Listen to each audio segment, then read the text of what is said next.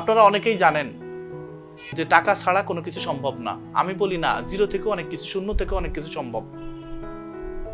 আপনি একটু হিসাব করুন তো, আপনি 100% সৎ কিনা, আপনার ধৈর্য আছে কিনা, আপনি কমিটমেন্ট ঠিক রাখেন কিনা, মানুষের পাওনাদারের টাকা ঠিক মতো দেন কিনা, কিংবা আপনার জিদ আছে কিনা, কোনো কিছু করতে চান, প্রচন্ড চেষ্টা করেন করার জন্য, বা আপনার উন্নত চিন্তা ভাবনা আছে কিনা, কিংবা আপনি সৃষ্টিশীল চিন্তা করেন কিনা। এই পয়েন্টগুলো আপনার ভিতর যদি থেকে থাকে, আপনিও ইনশাল্লাহ সফল হবেন। আমি মনে করি একটা মানুষ সফল হতে খুব বেশি কিছু প্রয়োজন নেই। প্রথমত আল্লাহর উপর বিশ্বাস রাখবেন।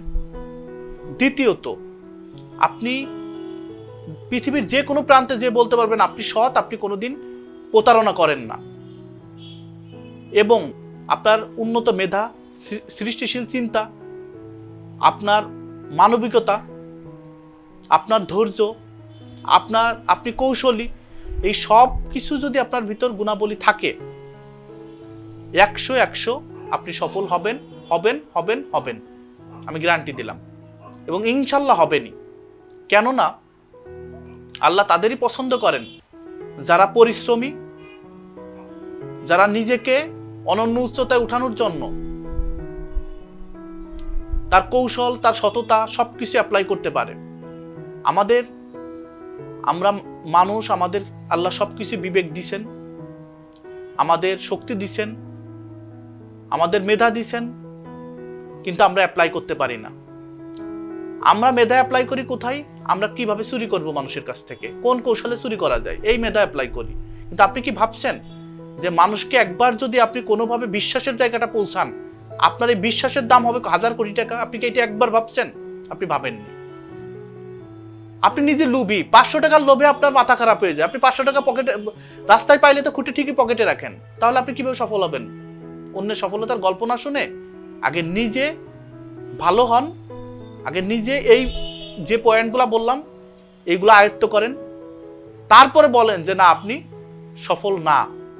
আমি কিন্তু কোনো মন্ত্র শিখিনি, আমি কিন্তু আমার কোনো ঐশ্বরিক কোনো পাওয়ার নেই, আমি শুধু এই পয়েন্টগুলা অ্যাপ্লাই করছি, এগুলো ধৈর্য ধরে এগুলা শিখেছি, এবং এগুলা দিয়েই আজকে এই পর্যায়ে। আমার মতো পার্সন এই বাংলাদেশে যদি আমি সফল হতে পারি, আপনি কেন পারবেন না? আমার যে বৈশিষ্ট্যগুলো আছে, এই বৈশিষ্ট্যের জন্য আমার এই পর্যায়ে আসছি। আমি কখনো, আমার বিবেক এমন একটা বিবেক আমি আল্লাহ দিছেন যে আমার এই বিবেক থেকে আমার কখনো মনে হয় না কাউকে ঠকানোর জন্য, আমার কাউকে সাথে প্রতারণার জন্য। আশা করি আপনারাও এই বিষয়গুলো আপনারা আয়ত্ত করবেন, ইনশাল্লাহ সফল হবেন। আপনাদের জন্য শুভকামনা রইল। একটা সময় আপনার গল্প মানুষ শুনবে। আমি যে পয়েন্টগুলো বলছি, এই পয়েন্টগুলো আপনিও তখন বলবেন, কারণ এই পয়েন্ট ছাড়া আসলে কোনো কিছু নেই। তো ভালো থাকবেন, শুভকামনা রইল। আল্লাহ হাফেজ।